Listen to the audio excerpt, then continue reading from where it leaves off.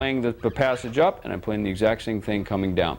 But play along and see what you come up with, and do some experimenting with your own on this one.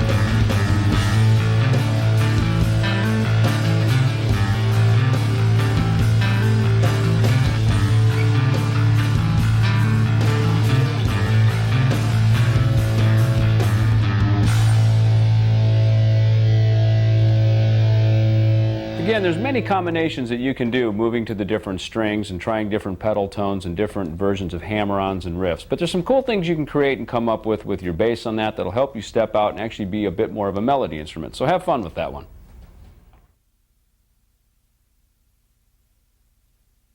In Metal Bass Level 1, I introduced the concept of using the gallop as one of the grooves. It's very popular in metal. Again, it's something that groups like Iron Maiden, especially Iron Maiden, but also groups like Black Sabbath and many others over the years have used, and it's a very, very powerful undertow and a pulse. Even if the guitars are moving other riffs over top of it, it's something that works out real well. I've created a little line here that works well in just really kind of just riding on the E string, and then at halfway through we'll do a modulation up to an F sharp, which those two are very popular heavy metal keys to play in. So essentially a gallop sounds something like this.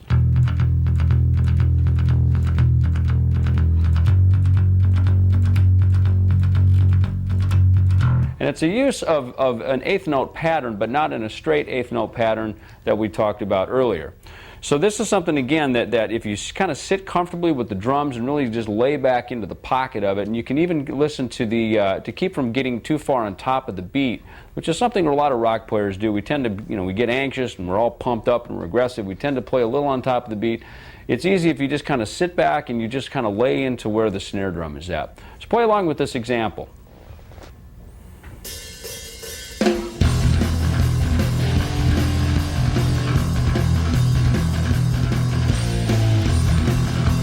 It's something that works real good, even if the guitars are moving around.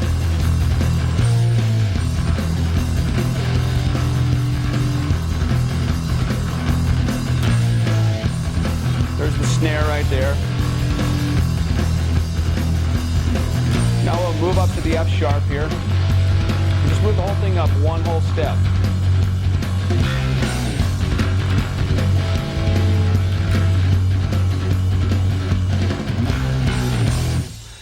So again, as you go through that particular exercise, pay attention to where that snare drum is. And that'll really kind of just help you lay back and get a cool groove going while still having that urgency and that pulse, which is all part of what that gallop sound creates.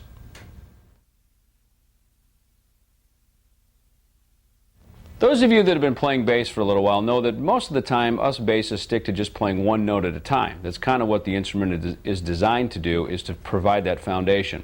However, the use of chords, which isn't always something we want to be playing, but used in the right context, especially as an accent or something to double along the line of a guitar in metal, can be a very powerful effect. So what I want to talk about here is probably the most popular chord, and certainly the one that's the most useful, is using the root note and then on top of it adding the fifth note of the scale. It's known as a 1-5 essentially, and it's similar to what what you're probably, if you're playing in a band, a metal guitar player is going to use this type of a chord shape as well. And for these purposes, let's just start right here on the 7th fret of the 3rd string, playing an E, and then we're going to go up 5 notes in that scale. 2, 3, 4, 5, right there. Okay, so then we're going to be using the 5. So it's the 1 and the 5. And when you play them together, it's very powerful.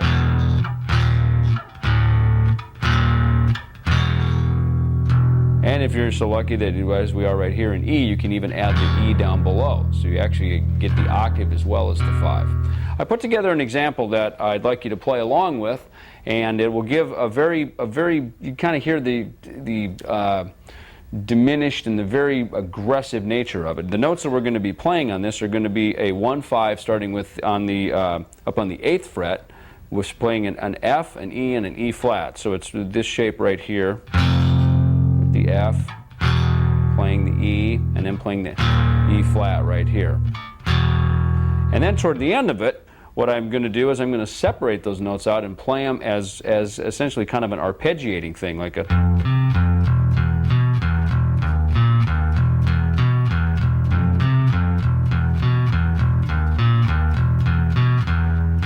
So we can incorporate the two of them together. Here, play along with me.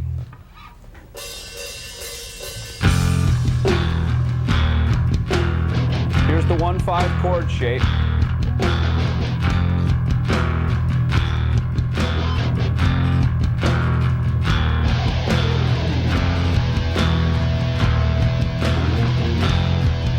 Sounds very big and powerful against the guitar. Now we can move it, break it up into the arpeggio.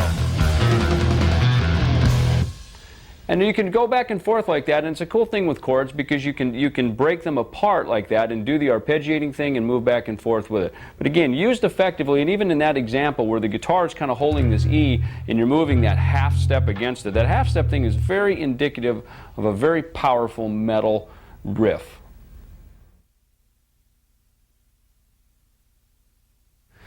Just like bass chords, which aren't always used with the bass guitar, but are always used with guitar, you can use vibrato. It's especially useful if you're doing a solo where you may be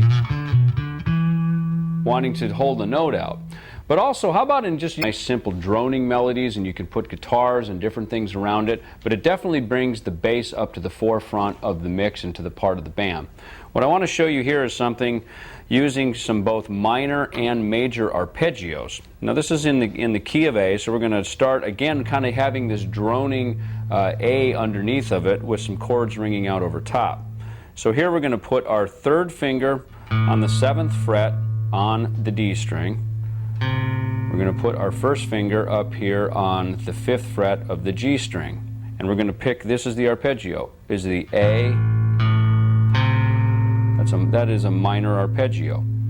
Now, we can move up 1 fret and add a nice little major arpeggio by playing on the 8th fret on the A string, the 7th fret on the D string, and then adding the 9th fret on the G string.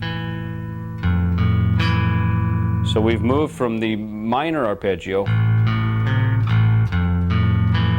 And essentially what we're really playing is we're going from an A to an F. Okay, now we're going to move that major arpeggio up 2 frets to a G. We're going to go up here to the 10th fret and the 9th fret on the A and the D string respectively. And then we're going to finish it off